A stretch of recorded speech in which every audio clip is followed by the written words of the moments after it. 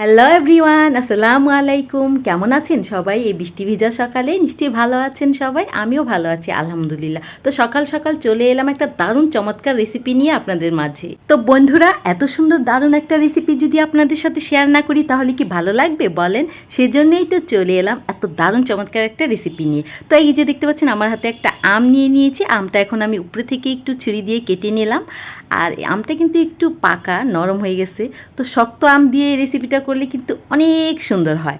তো যাই হোক, এটা দিয়েও হবে। আমি আটিটা ওঠানোর চেষ্টা করেছিলাম, প্রথমে ছুরি দিয়ে একটু কেটে নিয়েছি, উঠতে চাইছিল না, সেজন্য একটা চামিচ ব্যবহার করলাম। চামিচ দিয়ে খুব সুন্দরভাবে আটিটা আমি উঠিয়ে নিয়েছি। তো এই যে দেখেন একটা গর্ত হয়ে গেছে। তো এই যে প্রথমে দুধ গুলিয়ে নিয়েছি চিনি দিয়ে।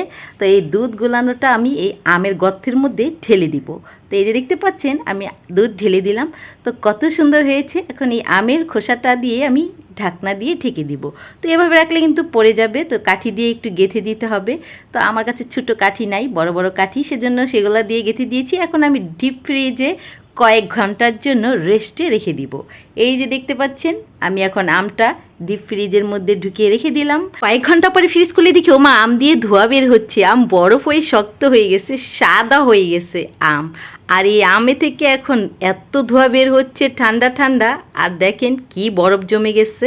তো ভাবলাম এই আমটা এখন আমি কিভাবে কাঠি ছোটাবো, অনেক শক্ত হয়ে আছে আর কাটাও যাবে না। তো সেজন্য পানি দিয়ে ধুয়ে নিলাম। তো পানি দিয়ে ধোয়ার পরে একটু ধোয়াটা কমেছে, বরফটাও কমেছে। এখন ছুরি দিয়ে ছিলার চেষ্টা করছিলাম, ছিলছেই না। হাত দিয়েই খোসা ছাড়িয়ে নিচ্ছি, যেহেতু পাকা আম খোসা হাত দিয়েই ছাড়ানো যায়। আর শক্ত হলে ছুরি দিয়ে ছেলা যেত। তো আমটা আমি ছিলে নিলাম। এখন তো কাঠি ছোটানোর চেষ্টা করতেছি, কাঠি তো কিছুতেই ছুটছিল না। তো ওই কাঠিটা ছুটাইতে পারছি অনেক কষ্ট করে টেনে টুনে, এটা তো ছুটছিল না। খোসাটাই এখন উপরে থেকে ছিলে ফেললাম। দেখেন জোড়া লেগে গেছে কিভাবে আমি কেটে দিয়েছিলাম। তো কাঠিটা ধরে এখন ঘুরাইতেছি, আমটা পড়ছেই না, যেই শক্ত হয়ে কাঠি লেগে আছে। তো একটা বুদ্ধি এলো মাথায় যে কাঠি সহই আমটাকে আমি এখন সুন্দরভাবে পিস পিস করে কাটবো, তাহলে ধরতে সুবিধা হবে। কারণ পাকা আম আমি হাত দিয়ে যেতে ধরলে গলে যাবে। কাঠি দিয়ে দেখেন কি সুন্দর বুদ্ধি খাটায়। কাঠিটা যখন ছুটছিল না তখন আমার মাথায় এই বুদ্ধিটা এলো। কাঠি দিয়ে দেখেন আমি কি সুন্দর করে ধরে তারপরে ছুরি দিয়ে পিস পিস করে আমগুলা কেটে নিচ্ছি। ওয়াও, এত সুন্দর হবে আমি তো ভাবতেই পারি না। আমি তো ভাবছিলাম হবেই না। আমের কুলফি, বরফি যেটাই বলেন না কেন, দুধ দিয়ে মানে মিল্ক ম্যাঙ্গো বরফি হয়ে গেল। এত সুন্দর মিল্ক ম্যাঙ্গো বরফি আমি আগে কখনোই বানাইনি, এই ফার্স্ট টাইম বানাইছি বন্ধুরা। এত সুন্দর হয়েছে, আমার তো দেখেই লোভ লেগে গেছে যে আমি এখনই খেয়ে ফেলি।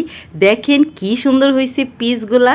তো আপনারা কিন্তু চাইলে এই দারুণ চমৎকার রেসিপিটা এখনই বানিয়ে খেয়ে ফেলতে পারেন। এই রেসিপিটা কিন্তু অসাধারণ মজা, কি বলবো, এত মজা যে মুখে লেগে থাকার মতো স্বাদ।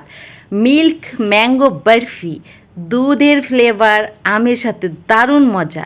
তো এই যে দেখেন দুধ আর আমের কালার কম্বিনেশনটা এত সুন্দর লাগছে যে মিশে একাকার হয়ে গেছে। তো এই যে আমি এখন আপনাদেরকে খেয়ে দেখাচ্ছি। আপনাদের যদি লোভ লেগে যায় আমার খাওয়া দেখে তাহলে আমাকে মাফ করে দিবেন প্লিজ প্লিজ। তো অবশ্যই বানিয়ে খাবেন, অনেক মজা কিন্তু এই আমের ম্যাঙ্গো বরফিটা। তো এই যে দেখেন আমি বানিয়ে খেলাম, আপনারাও বানিয়ে খাবেন। তো আজ এই পর্যন্তই বন্ধুরা, আবারও দেখা হবে আপনাদের সাথে। সে পর্যন্ত ভালো থাকবেন সবাই, আল্লাহ হাফেজ।